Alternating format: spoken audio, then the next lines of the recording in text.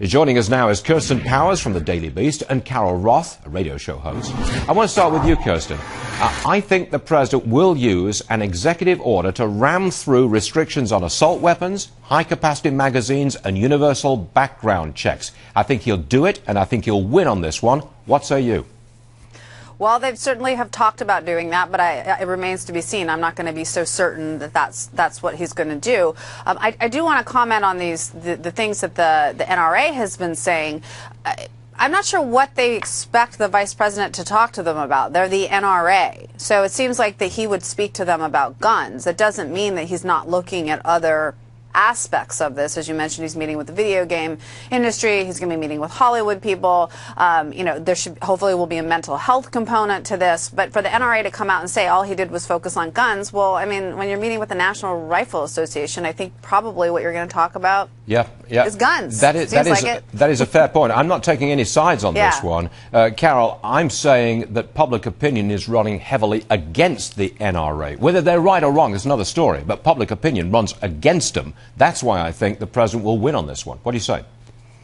Well, I think it depends which part of the public. There is obviously a bifurcation going on right now in the court of public opinion. People who are very pro the Second Amendment and take the shall not be infringed part of the Bill of Rights very seriously, and the people who are acting very emotionally towards these horrible tragedies and saying, let's find a solution, and focusing very much on the method as much as the madness. So I do think that there is a very good chance here, Stuart, that President Obama will use this as an opportunity to politicize a solution. However, I do not believe that that solution will actually solve the problem at hand, and that's my concern for this. Okay, I've got to move on because it's a great debate to have, and it's very poignant at this moment, obviously. But I want to bring up the subject of Treasury Secretary designate, nominee that would be, Jack Lew. A lot of fanfare, a lot of applause at the announcement yesterday. He most likely gets confirmed. That's an opinion. I say, let's start with you, Carol, on this one. I say it will make absolutely no difference to President Obama's economic policy, which is tax the rich, do not cut spending, and ignore the debt. First, you, Carol.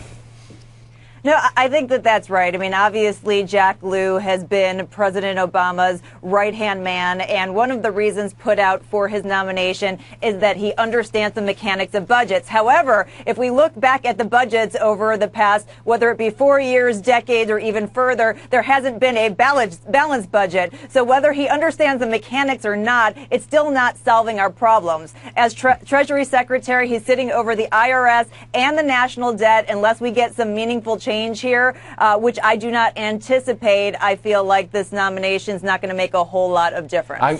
Carol, I'm very glad you agree with me, and I'm sure that Kirsten will agree with me. There will be no change. No, there will be no change in policy. Tax the rich some more, forget about spending cuts, and ignore the debt. You know I'm right, Kirsten, don't you?